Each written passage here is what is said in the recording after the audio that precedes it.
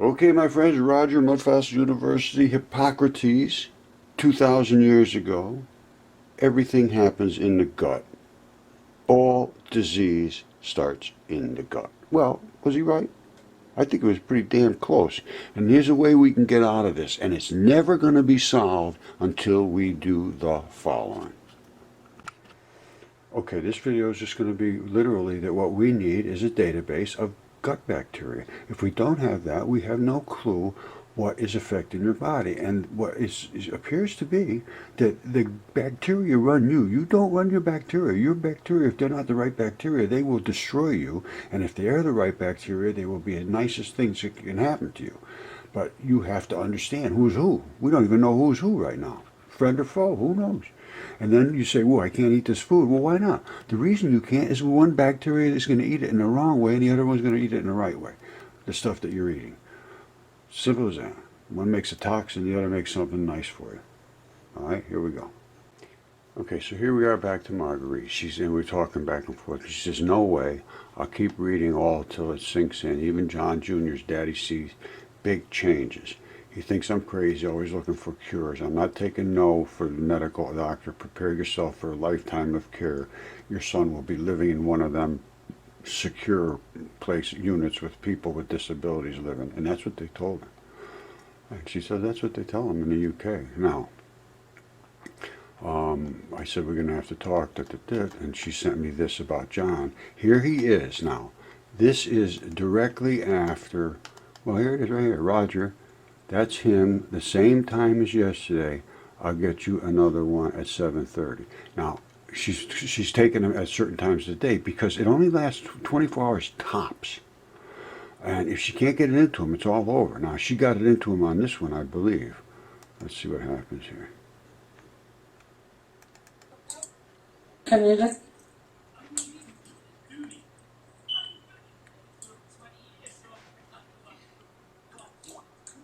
Looks pretty normal to me.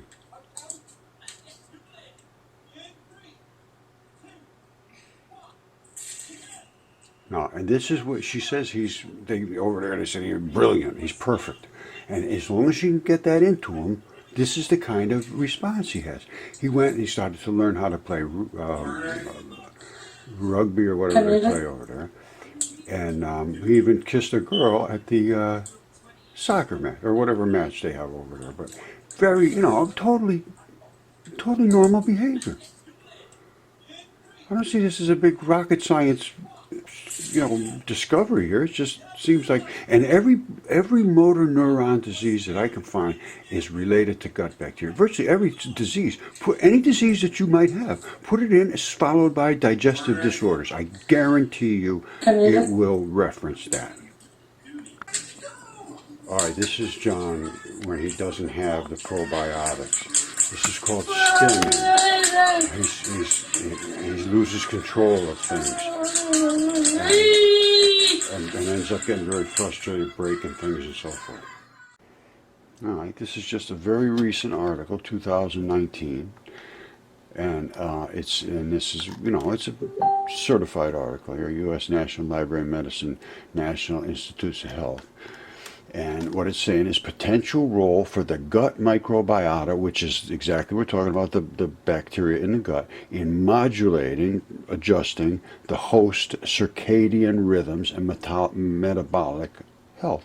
The host, it's us, our circadian rhythm and our metabolic health, which is the health of our metabolism, how we digest food. This is right here. This article reviews the current evidence associating gut microbiota, the bugs in there, with factors that impact host, us, circadian metabolic axis, our well-being, literally, such as light-dark cycles, sleep-wake cycles, diet, eating patterns, our life.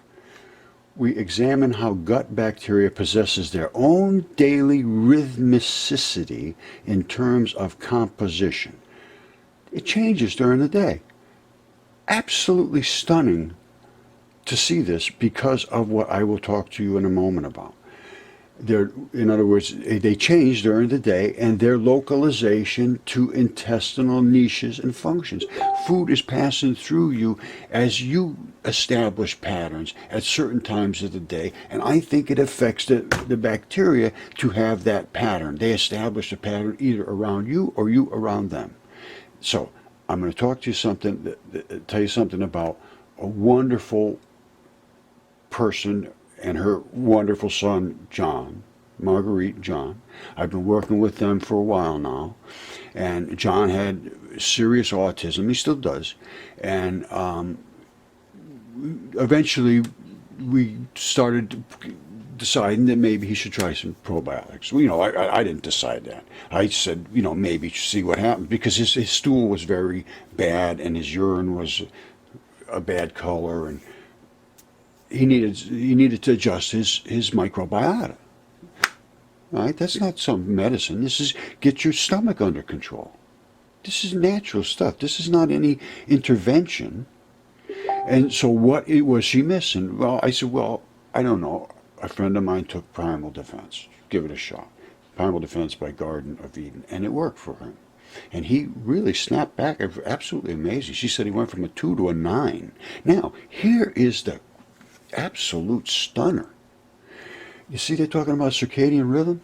She says if she can't get it into him at a certain time, boom, it either doesn't work or it's not as effective. But she's very specific that it goes in and out very quickly. In other words, it just passes through him. So it's only active while it's passing by.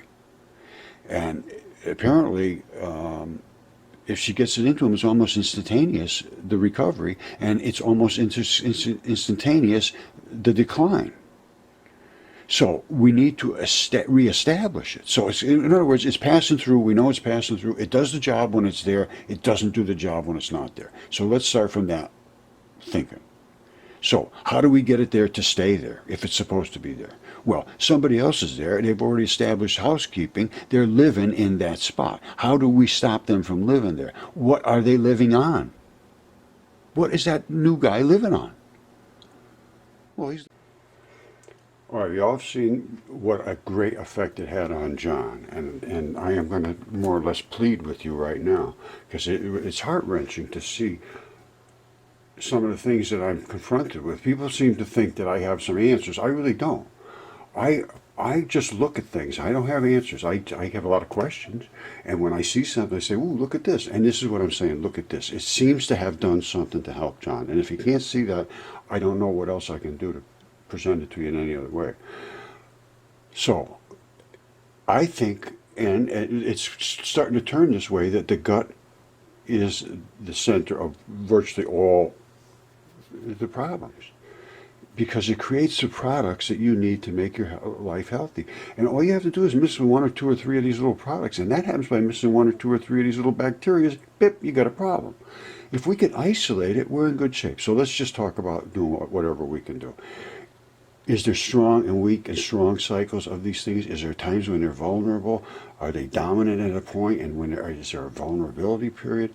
If we're fasting, would that weaken the bacteria that is not resident to you, that it's invading, but it has to live off of something. It's living off the food it passes by, just like you. Can we limit it? A lot of times they say, "Oh, don't eat this certain thing." Well, the reason it's bothering you is because the bacteria that's in you is eating that certain thing and making a certain byproduct. And if you had the right bacteria, in my mind, in my world, it would eat that thing and create a different product. Because a certain bug will create an enzyme, and that's what it is. These bacteria create enzymes, a little chemistry set, it goes down and breaks down a molecule. So that bug can use it. Well, then that bug poops something out. Now, it's toxic to you, or it invades you, or whatever it is. Now, a good friendly bug has nice friendly poop. You still eat it. Your body still uses it. But it's nice poop. It's ice cream poop, whatever it is. So, can we get rid of these bad bacteria, get the good bacteria, replace them, and then you're off the case. A lot of people have no issues whatsoever with their gut. Why? These are the people we have to get in our database. Then we have to get the bad people in our database. Then we have to find out what's the difference. And then we have to decide what bacteria covers what bases, what metals, what invasive processes. And only a database can answer that, and that's the last word. Thank you. No, the last word is please, please. Anyone you know, talk to them about gut bacteria and health. And if you have any issues in your life whatsoever, put in the issue that you have followed by and digestive disorders. And I guarantee you, your disease, issue, unhappiness, mental health, suicidal thoughts will come up related to gut bacteria. Just put it in. See, I could be wrong. See what you come up with. But I am not wrong in saying, please, please, please, if this could make even the slightest difference in somebody's life, because anyway, please, share this. Talk. Speak. Don't let this fall on dead ears, please. All right, you saw what happened. I'm going to keep following up on this, and Marguerite is helping. And John is a fabulous, fabulous person to do this for us. So he's working hard at this as we are too, and we want to solve this. So you have to talk, you have to share this, you have to speak up, you have to thumb this up, you have to do something to help.